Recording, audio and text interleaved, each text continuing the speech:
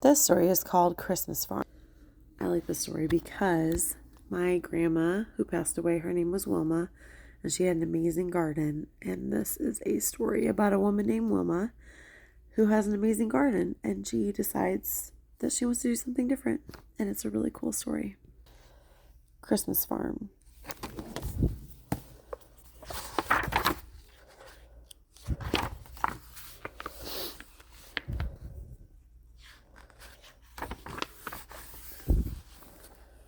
Wilma had grown petunias and sunflowers for years. She was ready to graduate to something else, but she couldn't decide what.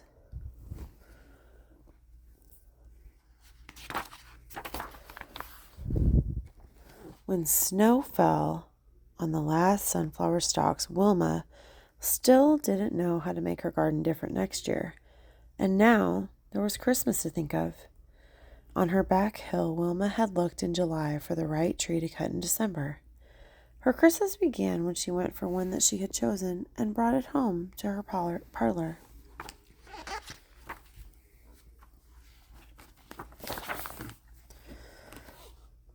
But before she wrapped the green branches with lights, she thought of people who had no back hill. Where would they find such a fine tree? Then Wilma knew. She knew what to plant instead of petunias. She needed a shovel, string, scissors, and time. She needed good brown earth, and she had them all.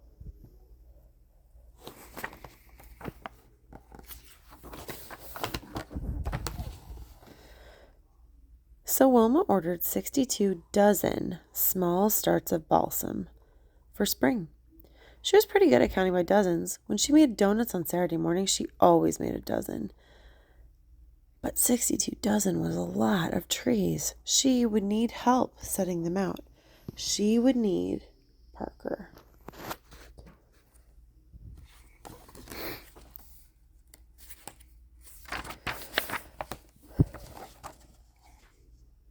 Parker lived next door. He was 5, like the seedlings. Every 4th of July, Wilma and Parker made a parade, waving flags and banging on pots and pans. At Halloween, they made jack-o'-lanterns. Parker helped Wilma grow sunflowers. He would help her again.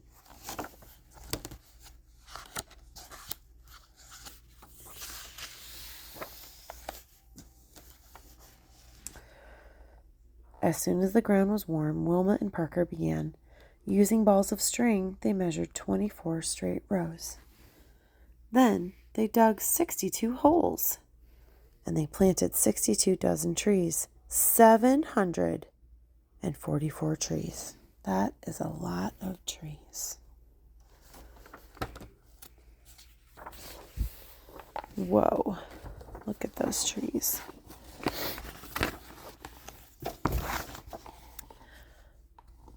Will they be ready for Christmas? Asked Parker. No, said Wilma.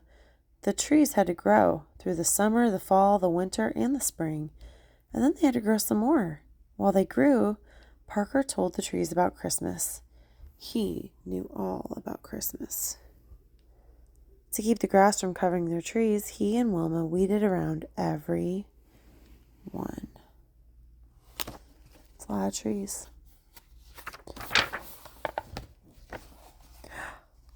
Then October's leaves blew across the trees and November's snow began to fall. Before winter's end, some of the trees were lost to mice that ate their stems and roots, but 719 remained. The young trees woke with the spring, and again Wilma and Parker weeded around them, and Parker told them things. Now that he was 6, he knew even more than when he was 5.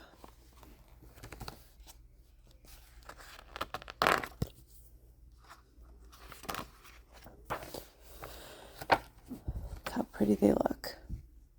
On summer nights, brown moths fluttered among the trees, fireflies flickered above them, and whippoorwills called across the darkness. Then fall came again, and winter. During the long, cold months, some of the trees were lost to deer that dug in the snow to chew the sweet green tips, but 673 survived. There's the deer trying to get at the trees.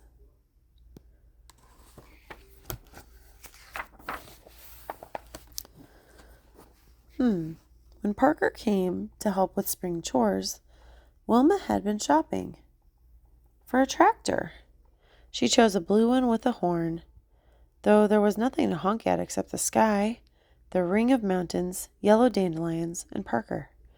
Wilma let him try the horn. Parker would have liked to drive the tractor too, but 7 was not old enough for that.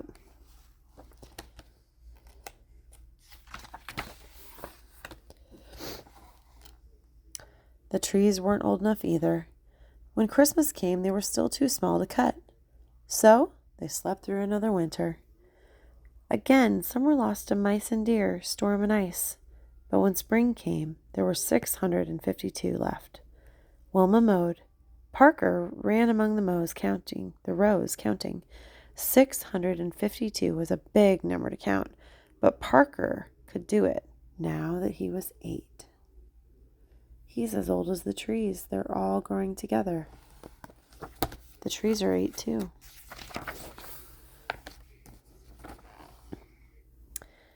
All summer, bobolinks decorated the trees with their song. Then fall came, winter came, and snow came. Moose cracked some of the branches and chewed on them, but 617 trees survived.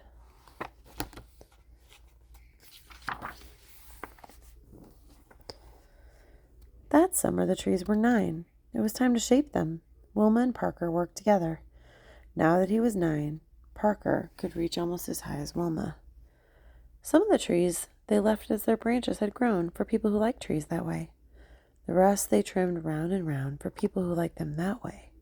Soon the trees would be Christmas trees. It's almost time. One more winter, the trees slept under the snow. Only 2 were lost to ice, 11 to moose, and 7 to deer, but 597 remained. It was a busy spring for a boy and for trees turning 10. Parker and Wilma painted a sign. It said Christmas Farm. Then they built a stand, and they bought tags, 50 dozen. At the end of summer, they put up a second sign. It said trees for sale. Some people came in August to choose a tree and tag it. Some people came in October. Even more came in November.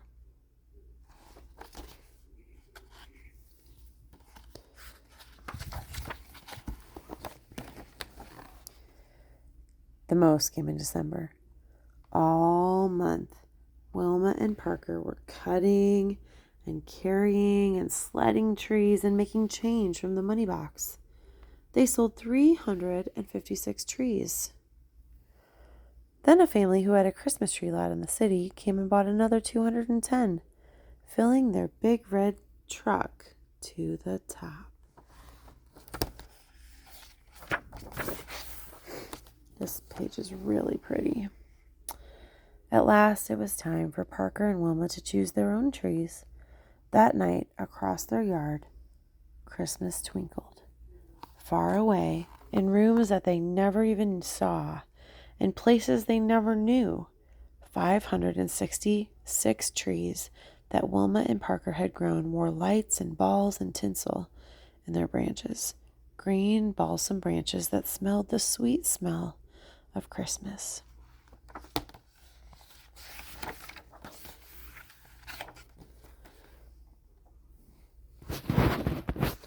Back on the hill, the 29 trees that weren't chosen began winter again. Parker told them that they would grow the tallest for people who wanted tall trees next year. By spring, new green would appear where each cut tree had been. One tiny sprout would become a new trunk. The trees would grow back on their own. But some sprouts might be crooked, some might be chewed, and there was room on the farm to start some more. So one Saturday night, each eating a donut, Wilma and Parker filled out an order for 83 dozen new seedlings. And then they waited for spring.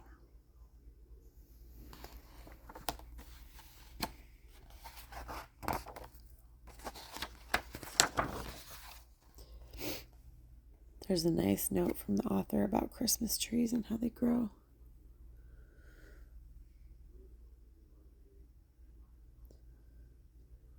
Wow. It takes about 10 years to grow a Christmas tree. Merry Christmas.